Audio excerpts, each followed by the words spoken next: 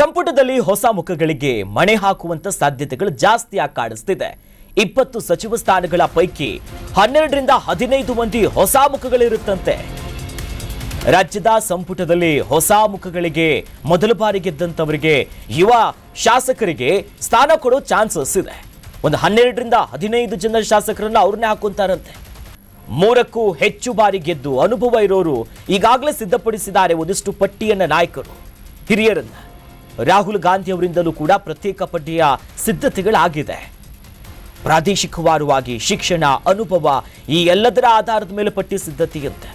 ನಾವು ಕೂಡ ನೋಡಬೇಕು ಎಂಥ ನಾಯಕರನ್ನ ಹುಡುಕೊಡ್ತಾರೆ, ಯಾರ್ಯಾರನ್ನ ಯಾವ್ಯಾವ ಖಾತೆಗಳಿಗೆ ನಿಭಾಯಿಸುವಂತ ಜವಾಬ್ದಾರಿಗಳು ಕೊಡ್ತಾರೆ ಅಂತ. ಹಿರಿಯರ ಬೇಡಿಕೆಗಳು ಒಂದಿಷ್ಟಿದೆ, ಹೊಸದಾಗಿ ಗೆದ್ದಂತ ಶಾಸಕರ ಬೇಡಿಕೆಗಳು ಬೇರೆ ಇದೆ. ಈ ಪೈಕಿ ಒಂದು 20 ಸಚಿವ ಸ್ಥಾನ ಇದ್ರೆ ಅದರಲ್ಲಿ 12 ರಿಂದ 15 ಸ್ಥಾನಗಳನ್ನ ಹೊಸ ಮುಖಗಳಿಗೆ ಮೊದಲ ಬಾರಿ ಗೆದ್ದಂತವರಿಗೆ ಬಹಳ ಹೆಂಗಿರುವಂತವ್ರಿಗೆ ಕೊಡ್ತಾರೆ ಅನ್ನುವಂತ ನಿರೀಕ್ಷೆ. ಅಷ್ಟು ಈಸಿಯಾಗಿದೆ ಸಾಧ್ಯನ? ಒಬ್ಬೊಬ್ಬರದು ಪ್ರತ್ಯೇಕವಾದಂತ ಪಟ್ಟಿ ಇದೆ.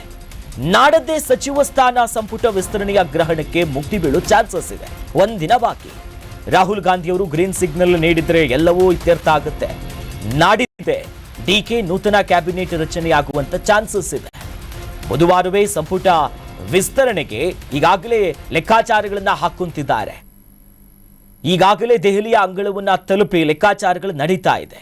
ಎಲ್ಲಾದರೂ ಓಕೆ ಆಯಿತು ಅಂತಂದ್ರೆ ಡಿಕೆ ಶಿವಕುಮಾರ್ ಅವರ ಪೂರ್ಣ ಪ್ರಮಾಣದ ಕ್ಯಾಬಿನೆಟ್ ಅಂತೂ ರಚನೆಯಾಗುತ್ತೆ. ಎಲ್ಲರೂ ಕೂಡ ವಿಶ್ವಾಸದಲ್ಲಿದ್ದಾರೆ.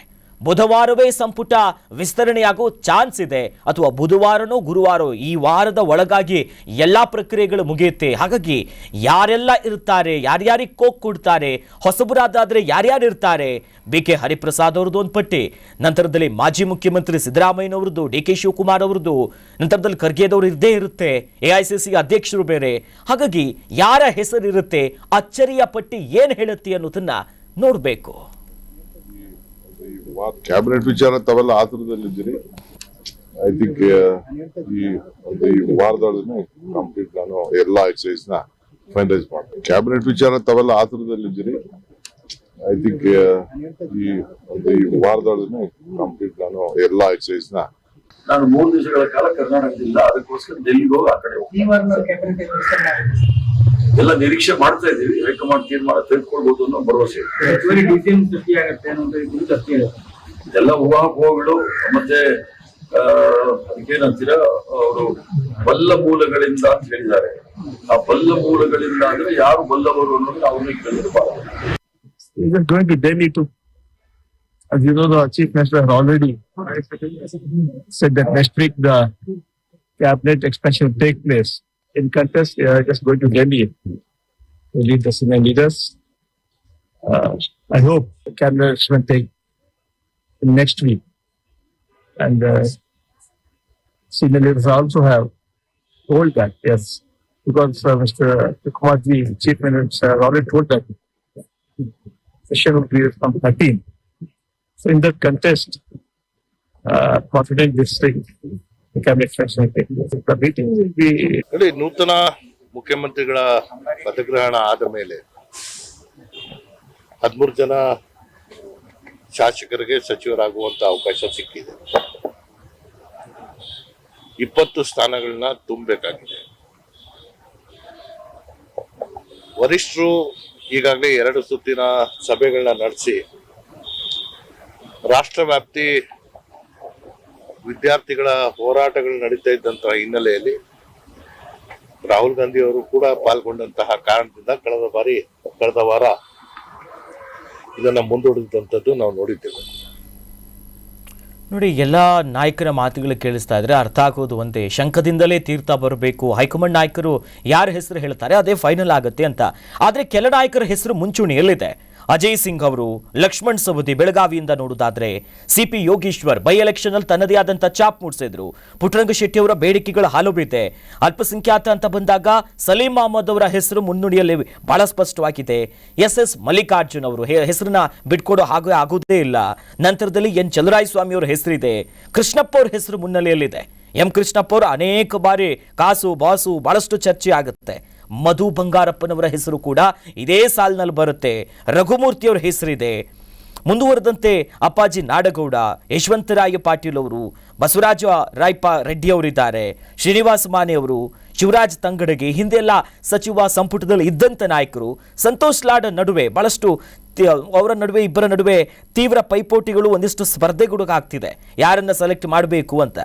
ಅಲ್ಪಸಂಖ್ಯಾತ ಕೋಟಾದಡಿಯಲ್ಲಿ ಬರ್ತಾ ಇರೋದು ಜಮೀರ್ ಅಹಮದ್ ಖಾನ್, ಪ್ರಭಾವಿ ನಾಯಕ. ಹಾಗಂತ ತನ್ವೀರ್ ಸೇಠ್ ಅವ್ರನ್ನ ಬಿಟ್ಬಿಡೋ ಹಾಕಿಲ್ಲ.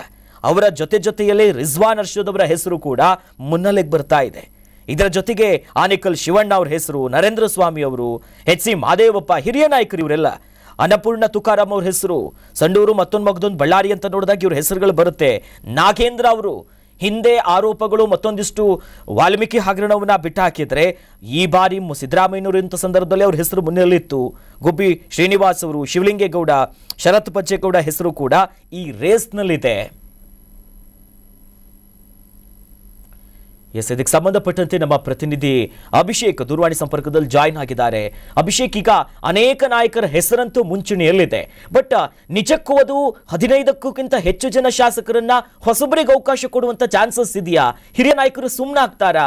ಯಾವ ರೀತಿ ತಂತ್ರಗಾರಿಕೆ ಆಗ್ತಿದೆಯಂತ? ಅಖಿಲೇಶ್, ಸಚಿವ ಸಂಪುಟ ವಿಸ್ತರಣೆಗೆ ಕೊನೆಯೂ ಕೂಡ ಮುಹೂರ್ತ ನಿಗದಿಯಾಗಿರುವಂತದ್ದು. ಸಿಎಂ ಡಿ ಕೆ ಶಿವಕುಮಾರ್, ಮಾಜಿ ಸಿಎಂ ಸಿದ್ದರಾಮಯ್ಯ ಹಾಗೂ ಕೆಪಿಸಿಸಿ ಅಧ್ಯಕ್ಷರು ಆಗಿರ್ತಕ್ಕಂಥ ಬಿಕೆ ಹರಿಪ್ರಸಾದ್ ಈಗ ದೆಹಲಿನಲ್ಲಿ ಬೀಡು ಬಿಟ್ಟಿರುವಂತದ್ದು. ಇವತ್ತು ಸಂಜೆ ಅಥವಾ ನಾಳೆ ಏನು ಹೈಕಮಾಂಡ್ ನಾಯಕರ ಜೊತೆ ಭೇಟಿ ಮಾಡಿ ಒಂದು ಸುತ್ತಿನ ಮಾತುಕತೆ ನಡೆಸಿ ಈ ಒಂದು ಸಚಿವ ಸಂಪುಟ ವಿಸ್ತರಣೆಯ ಒಂದು ಸಸ್ಪೆನ್ಸ್ ಏನಿದೆ ಆ ಸಸ್ಪೆನ್ಸ್ಗೆ ಒಂದು ದೀರ್ಘಾವಧಿ ಫುಲ್ ಸ್ಟಾಪ್ ಇಡುವಂತ ಒಂದು ಪ್ರಯತ್ನ ಆಗ್ತಿರುವಂತದ್ದು. ಆದ್ರೆ ಇಲ್ಲಿ ಪ್ರಮುಖವಾಗಿ ಪ್ರಶ್ನೆ ಎದ್ದಿರುವಂತದ್ದು ಏನು 20 ಸ್ಥಾನಗಳ ಪೈಕಿ ಯಾವ ಒಂದು ಆಧಾರದ ಮೇಲೆ ಶಾಸಕರನ್ನ ಆಯ್ಕೆ ಮಾಡ್ತಾರೆ ಅಂತ ಕೂಡ ಇಲ್ಲಿ ಪ್ರಮುಖವಾಗಿ ಗಣನೆಗೆ ಬಂದಿರುವಂತದ್ದು. ಮಾಹಿತಿಗಳ ಪ್ರಕಾರ 15 ಸ್ಥಾನಗಳಿಗೆ ಹೊಸ ಮುಖಗಳಿಗೆ ಅವಕಾಶ ಮಾಡಿಕೊಡುವಂತ ಎಲ್ಲಾ ಒಂದು ಸಾಧ್ಯತೆ ಇದೆ ಅಂತ ಹೇಳಲಾಗ್ತಿದೆ. ಅಂದ್ರೆ ಪಕ್ಷ ಸಂಘಟನೆ ಆಗಿರಬಾರ್ದು, ಕಾರ್ಯಕರ್ತರನ್ನ ವಿಶ್ವಾಸಕ್ಕೆ ತೆಗೆದುಕೊಂಡಿರೋದಾಗಿರ್ಬೋದು, ಜೊತೆಗೆ 2028ರ ವಿಧಾನಸಭಾ ಚುನಾವಣೆಯಲ್ಲಿ ಗಮನದಲ್ಲಿಟ್ಕೊಂಡು ಈಗಿನ ಒಂದು ತಲೆಮಾರಿಗೆ ಅವಕಾಶ ಮಾಡಿಕೊಡುವಂತ ನಿಟ್ಟಿನಲ್ಲಾಗಿರ್ಬೋದು, ಎಲ್ಲವೂ ಕೂಡ ಪರಿಗಣನೆಗೆ ತೆಗೆದುಕೊಂಡು ಹೊಸ ಮುಖಗಳಿಗೆ ಅವಕಾಶ ಮಾಡಿಕೊಡುವಂತ ಸಾಧ್ಯತೆ ಹೆಚ್ಚಿದೆ ಅಂತ ಹೇಳಲಾಗ್ತಿದೆ.